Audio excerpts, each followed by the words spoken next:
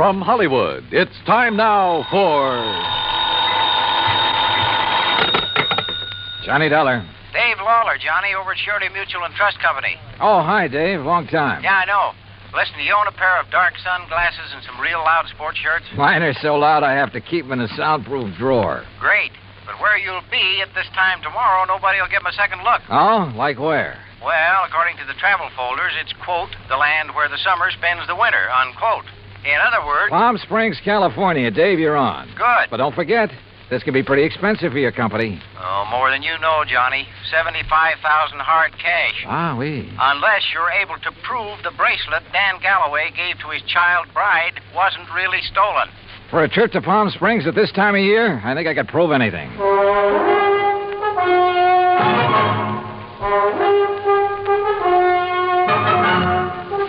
Bob Bailey in the exciting adventures of the man with the action-packed expense account. America's fabulous freelance insurance investigator. Yours truly, Johnny Dollar.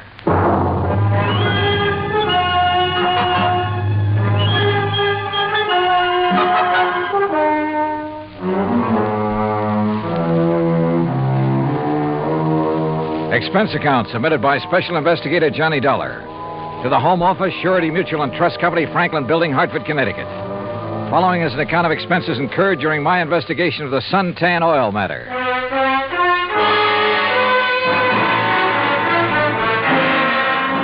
Expense account item 1, $197.40. Airline fare and incidentals, Hartford to Palm Springs, California.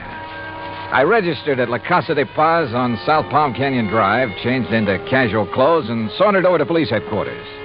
Detective Sergeant Lacey was about to leave for lunch, so I went along with him.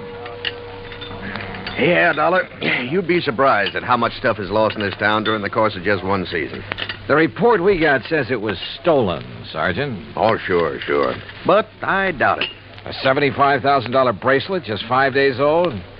That'd be a little careless of the lady, wouldn't it? Well, if you were married to one of the biggest wildcatters in the oil business, maybe you could afford to be careless. What about Dan Galloway? Didn't you say he was drilling somewhere around here? About 80 miles south, in the middle of the desert, down by Salton Sea. Salton Sea. Oh, that's really a big inland lake that lies way down below sea level, isn't it? Want to bring me a check, Dottie? 245 feet below sea level, Dollar. There's oil there? Dan Galloway figures it this way. One of the most successful new fields that's been worked in years is deep under the Gulf of Mexico off the coast of Louisiana. There are a lot of salt domes down there, and underneath them are big pools of oil, millions of barrels. So, why not under the Salton Sea, which is all salt deposits? Who knows? Maybe he has something. Anybody else drilling down there? Just Galloway. Who else needs it? I mean, any more than he does. Well, does he? All yours, Dottie. How would I know if Galloway needs it? But there has been talk around. You know. But if he's hard up, how could he afford that fancy bracelet last week? Yeah, or the snazzy Italian sports car the week before that. I don't know either, Dollar. What about his wife? Oh, that Roberta. What a doll. And in 3D, if you know what I mean. How an old coot like him could ever latch onto a pretty little chick like her? Ruff. I take it Roberta's somewhat younger than her husband. Oh, not more than 35, 40 years. Oh, I see. How long have they been married? 2, maybe 3 years. Down in Dallas, I think it was. She's a Texas girl. Well, is it working out? I mean, are they happy? There's talk about that, too. What kind of talk? Oh, it's really just small-town gossip for the most part. Ever hear of Sonny Wyman? Wyman? No. Well, Sonny's around Roberta's age. One of those kids who came up from nothing, but all the time knew exactly where he was going. You know, made a point of meeting the right people, shaking the right hands. Real nice kid, too. What's he do? Well, when the season's over here, he works Pasadena, Beverly Hills, and L.A. Always has something that'll intrigue his wealthy friends. This season, it's Italian sports cars. Cosmo Romas, I think they are. And he's the one who sold the Galloways theirs, huh? He sold Roberta hers. Any angle there in connection with the bracelet? There is. You let me know. Well, if there isn't, what have you been working up to? Well, actually, nothing. You see, I still believe it was lost.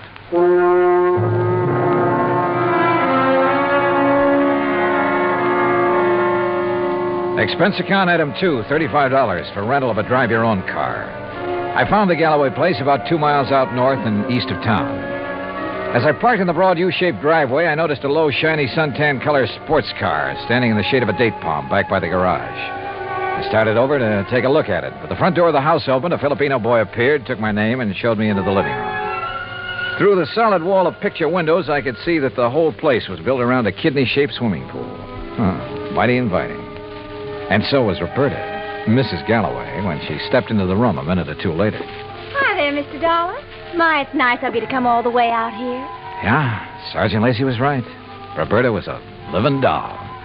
22 or 3, trim, petite, and with a figure that... Well, let's not go into that. She said it would be more comfortable out on the lanai beside the pool. I just wish there was something I could tell you about that bracelet that'd help you find it, Mr. Dollar, but... Well, just must have been stolen. Well, it makes no difference insofar as your claim is concerned, Mrs. Galloway. The company will still have to pay up, you know, unless, of course, it's found. Oh, I know that. How do you go about your investigation? I mean, do you offer a reward or something? Usually, yes. Of course, it depends on... How much have they offered for my bracelet? Well, frankly, I haven't checked on that yet. But now, Mrs. Galloway... How much would you guess, Johnny? Well, a claim this size, probably somewhere between 10 and 30%. What's the matter, Johnny? Your ear's out a mile. Nothing. I just thought I heard... Now, that's funny. I didn't hear a thing. But I had. Quick footsteps somewhere in the house. Then the door opened and closed. Then a few seconds later, the unmistakable growl of a high-powered engine thundering out through twin straight pipes. Oh, that. Probably some hot rod fan in the neighborhood just drove by. Aren't they She prattled on for another hour or so and again asked about possibilities of a reward for her bracelet. But so far as helpful information was concerned, she came up with nothing. So I excused myself and drove back to town. I wanted to talk to the driver of that sports car. I also wanted to check with Wilhoit Van Hook, the jeweler who had sold the bracelet. I found his shop on Palm Canyon Drive, a small place, but very ultra. As I was about to enter the door... Hey, Mr. Dollar, got a minute? Oh, yeah, sure. 2 or 3 minutes. And I like your car. Mr. Wyman, isn't it? That's right. How'd you know? How'd you know mine? Yeah, real cloak and dagger stuff, huh? You knew I was out at Berta's house, didn't you? Well, it seemed pretty obvious when I heard you hot-footed for the door and then heard this pint-sized monster of yours barrel off. Hey, you wouldn't like to buy a Cosmo Roma, would you? It's a real dilly. Oh, I'd like nothing better, but I'm out here on a job. Yeah, I know. That's what I wanted to talk to you about. Well, you know anything that'll help me? Not much, I'm afraid. But I'll be glad to tell you anything I can. You going in to see Willie? Willie? Yeah, you know, Wilhoit Van Hook, the jeweler. I was, yeah. Why? Do you know him? Know him. I sold him one of these. One exactly like mine. And we're both going to be in the rally they're holding next Sunday. You ever see a good sports car race? No, I'm afraid not. Well, we'll soon fix that. And look, after you've talked to Willie, if you want to go down to where Dan Galloway is drilling his new well, I'll be glad to give you a lift. Good idea. But I don't want to take you out of your way. Oh, not at all. I was going that way anyhow. Besides, I thought it might give us a chance to talk a little. Sure, Wyman. Why not?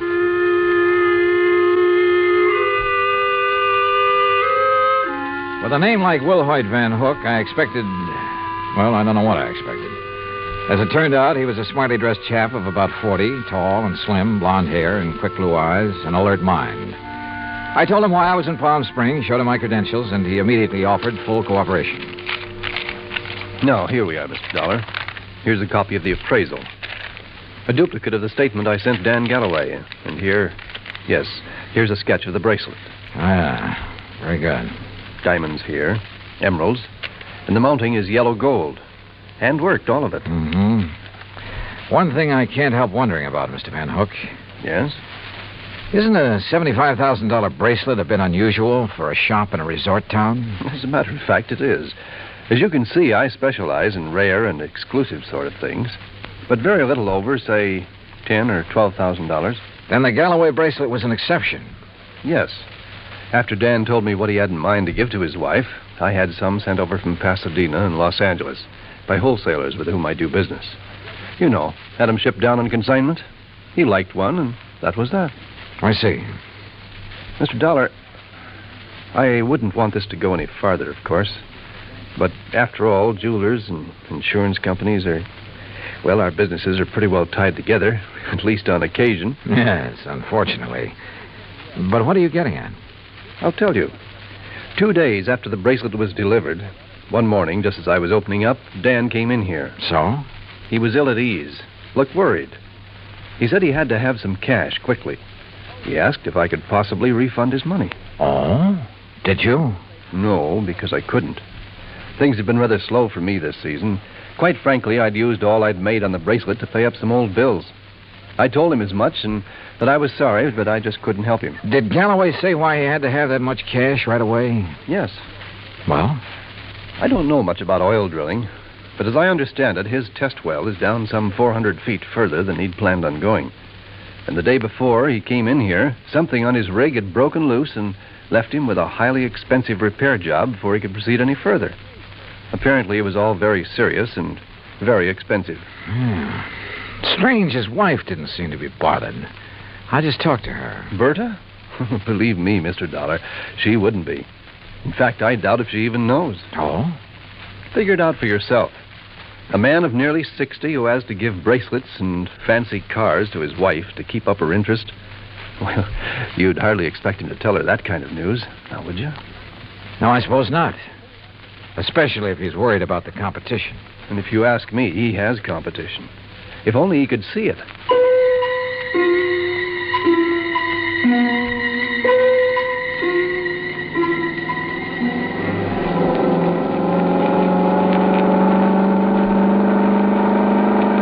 That suntan and chrome Cosmorama was all Sonny Wyman claimed it was. It purred like a kitten, performed beautifully. But I was more interested at the moment in what Sonny wanted to talk about. Johnny, I'm going to be perfectly blunt with you. I'll go along with that. Out at the house a while ago, I felt pretty foolish when you arrived, and Berta insisted I hide until she could get you out on the lanai. Did she have any particular reason? Well, you see, we know that... Well, there's some talk going around about Berta and me. Any truth in it, Sonny? A little, I guess. You saw her. Oh, yeah? I mean, there's nothing serious between us. It's just that, well, with Dan away so much of the time, we have fun together. Yeah, sure. Now, what about the bracelet? You mean who might have stolen it? That's the general idea. I don't know. I have no idea. That sound funny to you? Should it? Well, after all, Dan and Berta keeping their house open to everybody. People in to swim, play badminton, cocktails, barbecues. I guess half the population of Palm Springs has been there at one time or another. And even if it weren't an invited guest, why, it'd be simple for someone to just sneak in and walk off with it. Providing, of course, they knew where it was kept. Well, yeah, someone who was close enough to... Well, yeah, I heard Berta ask you about a reward for it. You think a big enough reward would turn it up? I would think so. I understand that stolen jewelry brings about 20 cents on the dollar. Sometimes it brings 20 cents. Sometimes 20 years. Well, yeah. Well, I just wondered. How's the car business doing, Sonny? Oh, great. It's really one of the reasons I'm driving out this way. Oh, a prospect? An oil-rich Indian or a well-to-do prairie dog? Hardly. No, I told you we were having a sports car rally on Sunday. Well, being the promoter, so to speak, I'm going down to check the course. If you're still around, you ought to come. Oh, maybe I will. Having some good events, too. Willie Van Hook and I are running a match race. He's quite a bug, you know. And ever since I sold him the twin to this job, he's been working it over. Special carburetor, racing cams, everything. And I wonder I can't afford this kind of stuff. Oh, man. You'd be amazed at the amount of money that changes hands Hey, on wait a some of minute, these races. Sonny. Isn't that an oil rig over there? Yeah, Dan Galloway's. The rig itself's about 50 feet out in the lake. The shack or office or whatever you want to call it's over the other way. You see? About a quarter of a mile beyond those Joshua trees. I'll drive you over. He did. There was an old car parked near the shack, so we figured Dan Galloway must be inside. Sonny Wyman dropped me in front of it, then took off in a cloud of dust and exhaust gas. I picked my way between the cactus plants, opened the door without knocking, and barged right in. Mr. Oh, hello. No use asking if Mr. Galloway is here. I can see he isn't. No, he isn't. Is it all right if I wait? I'm Johnny Dollar. I'm Mrs. Galloway, Mr. Dollar. Huh? Hell, that is, I'm the first Mrs. Galloway. The former. The one who scrimped and saved while Dan was booming around every oil field all over the country trying to make his score. I'm the forgotten Mrs. Galloway. Oh, well, I'm sorry. Are you expecting him back soon? Who knows? Been waiting here 3 hours. But I'll wait 3 days if I have to. Promises, that's all, promises. What do you mean, Mrs. Galloway? After working to help him the way I did for all those years, and then to be tossed over for somebody else who never did a lick of work in her life. Oh, sure. Give me anything I want if I let him free. So what do I got? Promises. Well, I'm sorry. But getting all upset isn't going to help. Well, wouldn't you be upset if you had more than $18,000 in back alimony coming to you? And with them living like royalty? Oh, I see. Well, he's not going to keep on getting away with it. That's why I'm here. Well, now that gun in your handbag isn't the answer, I'm afraid. How'd you know? I've seen that kind of bulge in a handbag before. You really have ideas about using it on him? Well? Well, I don't know. There are times when I feel as though killing would be too good for him. Then there are other times when... I don't know. Oh, here, better let me have it. Leave me alone. Well, I'm not going to sit here and try to make sense with somebody as upset as you are who has a gun. Well, how would you feel? What would you do if you were me? How should I know? But killing him isn't the answer. Isn't it? Or sitting here shouting at me. Who are you anyway? What are you doing here? I came out here to see your husband, your ex-husband, on business. What kind of business? A friend drove me out here and figured Dan would drive me back. But since he isn't around, there's no point in my staying here. Or you either. Well, maybe you aren't You going have to a car, so you and I are driving back to Palm Springs. I'm not leaving here till I see Dan. Until I get some money from him. Or see him dead. Maybe he's at the well. All right. Maybe he is over there. Now, come on. Why I took this on, I didn't know. But I couldn't leave that slightly frantic woman sitting there, waiting, with murder in her heart. For all I knew, she'd murdered Dan already. Better inspect the gun later. The road down toward the oil rig was just a pair of ruts in the desert sand. Then just as we cut in between some yucca plants and a wind-blown Joshua tree, I slammed on the brakes. There, in the middle of the trail, lay a man's body, crushed and twisted. Dan Galloway had been carefully, repeatedly, run over by a car.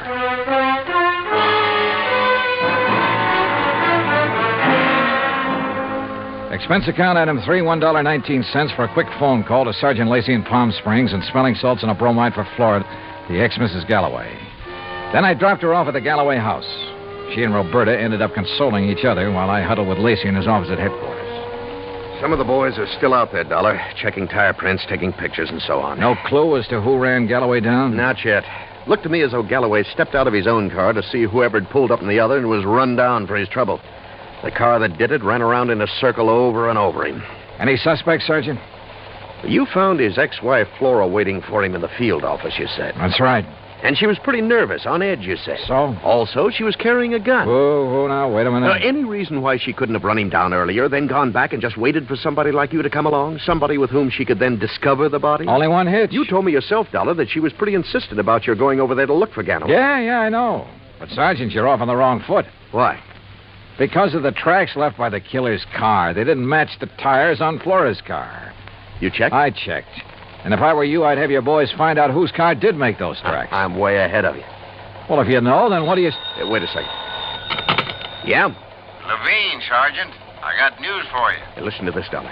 About those tire tracks at the scene of the killing. Well, right on cue. They're the same make and size as the tires on Sonny Wyman's Cosmo Roma. You sure? Well, I told you at the scene I thought it was a sports car by the small size of the circle the tracks made. Yeah? And knowing the feeling between Wyman and Galloway, I went right over to his place. Nice, clean tracks all over. And they match. You holding Wyman? Oh, well, I don't know where he is, Sergeant. He wasn't at his place, and there was no answer to the phone at his showroom. Well, then get after him. Put out a flash on him. With that car, he shouldn't be too hard to find. Let me know when he's picked up. Yes, sir. What do you think, Sergeant? You know something, Dollar? I have a notion that when we find Sonny Wyman, we'll also find out what happened to that bracelet. Yeah, could be. One thing was certain. Dan Galloway could no longer be suspect in the case. But Roberta? Why not? Maybe she did know that Dan had run out of money. Maybe that's why she was so interested in the amount of reward for the bracelet. Now, what about Sonny Wyman?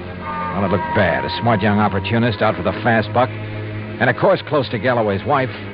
Anything he could do to hurt Galloway would help him. And now these tire tracks, the one solid clue to Galloway's killer. Sergeant Lacey and I drove out to the Galloway house. No, Johnny. I haven't seen Sonny since he left here this afternoon. That's when you were here. He didn't call up? Why should he call up? Why shouldn't he call, Roberta, if he'd heard that Dan was killed? Now, you listen here, Mr. Dollar. If you're trying to trick me into saying something about Sonny having anything to do with Dan's death, you're wasting your time. And what's more... Pardon me. Hello? Oh, yes. Just a minute. For you, Sergeant Lacey. Oh, thanks. Hello? Yes? Yes, when? Yeah, I see. Okay, Levine, thanks. Has he found Sonny Wyman? He sure has. And if you want to see him, you'll have to go to the coroner's office. What? Oh, no. Yeah, that souped-up car of his, a couple of miles out of town. Ran off a curve and over a 100-foot bank. Within minutes, Lacey and I were at the scene of the accident, looking things over with the help of flashlights.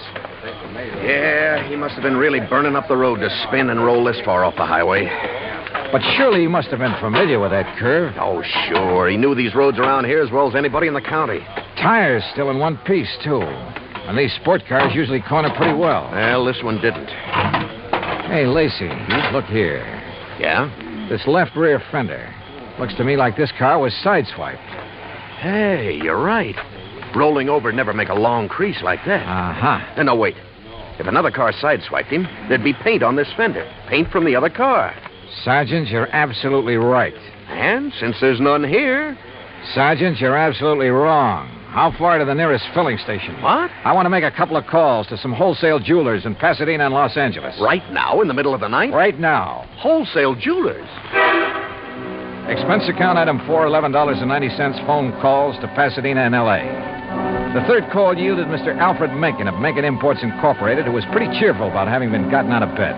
It's quite all right, Mr. Dollar. Now that I'm up, I'm wide awake almost. Well, I hate to throw something like this at you in the middle of the night, Mr. Mencken, but tell me, please, did you ship a diamond and emerald bracelet to Will Hoyt Van Hook in Palm Springs within the past few weeks? Why, yes, Mr. Dollar. Oh? As a matter of fact, I sent him 3.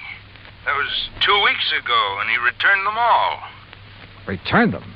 When? Well, 2 of them the day after he got them. Yeah, but the third one he kept for a while. I got it back just last Thursday. Now, I don't know if that means anything to you. You bet it does. Thanks very much. Lacey and I piled into one squad car, 4 patrolmen in another. It was several miles out to the little ranch where Van Hook lived, and Lacey and I chewed it over as we drove along. Don't hold out on me, Johnny. Whatever made you think of Willie Van Hook is the one who drove Sonny Wyman off the road? Well, apparently there was no paint on that fender from the car that sideswiped him. Actually, there was. Holy... Of course. Van Hook's car is exactly the same color as Sonny's. Another thing. The car that ran down Galloway, like the one Sonny drove, even down to the tires, but not necessarily the same car. Plus the fact I couldn't help wondering about Van Hook all along. Yeah, but why? In a job like mine, you have to wonder about everybody connected with a case. Anything particular about Van Hook? Well, he told me that he'd used the money he got from Galloway to pay off some overdue bills. And yet, a few weeks ago, he was able to buy an $8,000 sports car. It ties up, Dollar. It all ties up. But how did Sonny Wyman figure in it? Oh, Sonny was a fellow who lived by his wits. He may have reached the same conclusion about Van Hook that I did. May have had an idea for latching onto the reward money. He mentioned the matter of reward to me a couple of times. Or he may have had ideas for blackmailing Van Hook. Another thing. Van Hook saw me drive away from his shop in Sonny's car. That meant he had to act fast, get rid of Galloway, who'd given him back the bracelet, and, of course, take Sonny out of the picture, too. Yeah, it all seems to add up very nicely. And when we face Van Hook, well, there's his place now. Here's his driveway. Well, either he's skipped out or he's asleep. No lights on in the place. Well, if you ask me, he's far... No, wait. Yeah? The third window on the right. The blind was pulled away for a second or two. Well, then let's get out of this car. We're sitting ducks in here. Well, how about it, Sergeant? What do we do? You boys split up. Cover the back and sides of the house. He's in there? Yeah. Okay, boys. Come on. All right, Johnny, maybe you better keep out of this. Are you kidding? Hey, listen. That car door, I'm sure of it. Yeah, I know. Holy... What's he up to? Gonna lock himself in and take the monoxide route? Come on. Are there back doors in that garage? Not that I know of. Here, wait a minute. Van Hook! This is the police. We've got men all around this place. Turn off that engine and come out of there with your hands over your head. Don't be a fool, Van Hook. You haven't got a chance. Come out of that garage.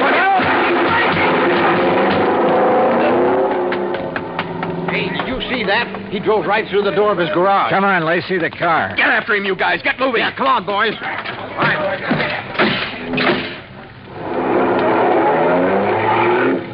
Crazy fool. He's getting into the sideswiping habit. See what he did to that other patrol car? Yeah, they're okay. They're off and tailing us. Come on, step on it, Lacey. This is one time we ought to have a Cosmo Roma. Well, maybe he can outrun us, but with 2 cars on his tail, he may get careless, take chances. If so... Yeah, hang on. Oh! Lacey, you could qualify for some of those road races yourself. That guy's out of his head. Main highway like this, full of trucks and trailers. Oh, don't worry about those guys. Those interstate truckers will give you a clear road after them. They're the best drivers in the country. Come on, hit your siren. You're right. Hey, see, I told you those guys would give you the road. Holy... Look! The trailer in front of him.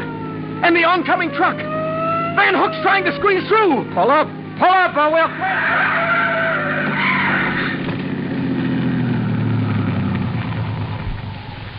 Well, he squeezed through all right.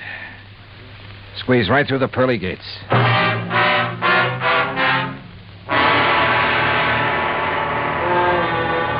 Expense account item 5, $38.75, room, 2 meals, and valet service at the Casa de Paz. Item 6, $191.60, airfare and incidentals, Palm Springs, California, back to Hartford. Expense account total, $474.84. Remarks? Well, justice is done in pretty strange ways sometimes. Kind of makes you think. Maybe it pays to tread the straight and narrow, doesn't it? Yours truly, Johnny Dollar.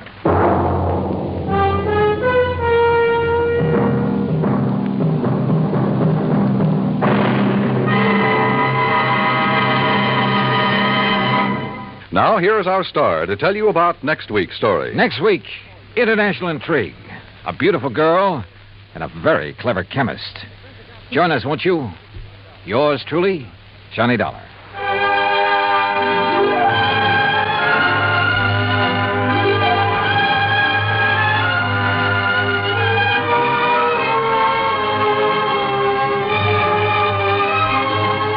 Yours truly, Johnny Dollar, starring Bob Bailey, originates in Hollywood. It is written by Paul Franklin and is produced and directed by Jack Johnstone. Heard in our cast were Barbara Eiler, Paula Winslow, Forrest Lewis, Frank Nelson, Sam Edwards, Austin Green, and Shep Menken. Musical supervision is by Amerigo Marino.